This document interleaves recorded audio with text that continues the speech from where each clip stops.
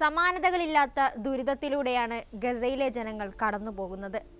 ആവശ്യത്തിന് വെള്ളമില്ല, ഭക്ഷണമില്ല, മരുന്നില്ല. വിവിധ രാജ്യങ്ങൾ അയക്കുന്ന അവശ്യ വസ്തുക്കളും മറ്റു മാനുഷിക സഹായങ്ങളുമാണ് ഏക ആശ്വാസം.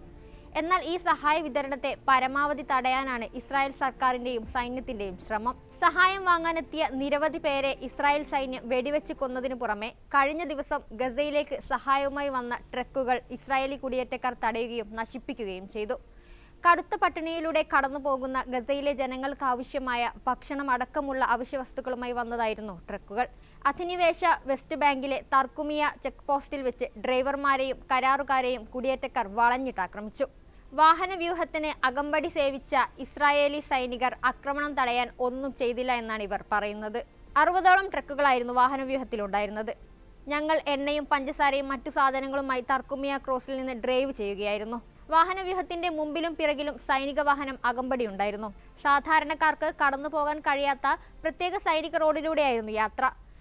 20 മിനിറ്റ് പിന്നിട്ടപ്പോൾ ഞങ്ങളെ അത്ഭുതപ്പെടുത്തിക്കൊണ്ട് കുറഞ്ഞത് 400ഓളം ഇസ്രായേലികൾ റോഡ് ഉപരോധിച്ചു. അവർ ലോറികൾ തടഞ്ഞു.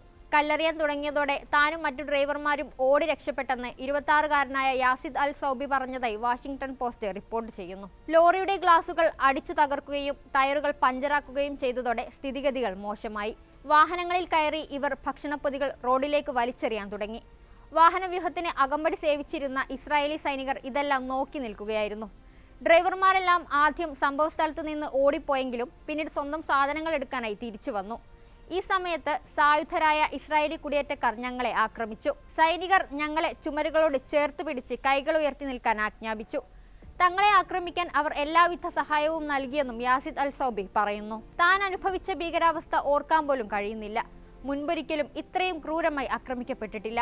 തങ്ങൾ കള്ളക്കടത്തുകാരല്ലെന്നും ഇസ്രായേലിന്റെ അനുമതിയോടെ നിയമപരമായിട്ടാണ് മാനുഷിക സഹായങ്ങൾ കൊണ്ടുപോയതെന്നും അദ്ദേഹം കൂട്ടിച്ചേർത്തു. ആക്രമണത്തിൽ തനിക്ക് $67,922 നഷ്ടമുണ്ടായതായി truck driver Haitham Abu Cairo പറഞ്ഞു. ഭാഗ്യത്തിനാണ് രക്ഷപ്പെട്ടതെന്നും അതിഭീകരമായ ആക്രമണമാണ് നേരിട്ടതെന്നും അദ്ദേഹം പറഞ്ഞു. കുടിയേറ്റക്കാർ ട്രക്കുകൾ കൂട്ടമായി ആക്രമിച്ചതോടെ ഗസയിലേക്കുള്ള സാധനങ്ങൾ കൊണ്ടുപോകാൻ പല ഡ്രൈവർമാരും വിസമ്മതം അറിയിച്ചതായി റിപ്പോർട്ടുണ്ട്. 15 ട്രക്കുകൾക്ക് ആക്രമണത്തിൽ കേടുപാട് സംഭവിച്ചു. ഏകദേശം $2 ദശലക്ഷം നാശനഷ്ടമാണ് ഉണ്ടായത്. സംഭവത്തിൽ ഇസ്രായേൽ പോലീസ് അന്വേഷണം പ്രഖ്യാപിച്ചിട്ടുണ്ട്. ആക്രമണത്തിന്റെ വീഡിയോകൾ വലിയ രീതിയിൽ സമൂഹ മാധ്യമങ്ങളിൽ പ്രചരിച്ചിരുന്നു. ഇസ്രായേലി കുടിയേറ്റക്കാർ അവശ്യവസ്തുക്കളുടെ പെട്ടികൾ വലിച്ചെറിയുന്നത് ഇതിൽ കാണാം. കൂടാതെ ഒരു വാഹനം ഇവർ തീയിടുകയും ചെയ്തു. സംഭവത്തിനെതിരെ വലിയ പ്രതിഷേധമാണ് ലോകമെങ്ങും ഉയർന്നത്. ഗസയിലെ ജനങ്ങൾ പട്ടിണിയിലൂടെയാണ് കടന്നു പോകുന്നതെന്നും ആവശ്യത്തിന് മാനുഷിക സഹായം എത്തുന്നില്ലെന്നും വിവിധ ഏജൻസികൾ മുന്നറിയിപ്പ് നൽകുന്നുണ്ട്. ഇതിനിടയിലാണ് ഇസ്രായേലി കുടിയേറ്റക്കാരും വ്യാപകമായി സഹായ വിതരണം തടയുന്നത്. ഗസയിലെ ജനങ്ങൾക്ക് പ്രതിദിനം കുറഞ്ഞത് 500 ട്രക്കിലോട് ഭക്ഷണവും ഇന്ധനവും മറ്റു അവശ്യവസ്തുക്കളും ആവശ്യമാണെന്ന് വിവിധ സന്നദ്ധ സംഘടനകൾ ചൂണ്ടിക്കാട്ടുന്നു.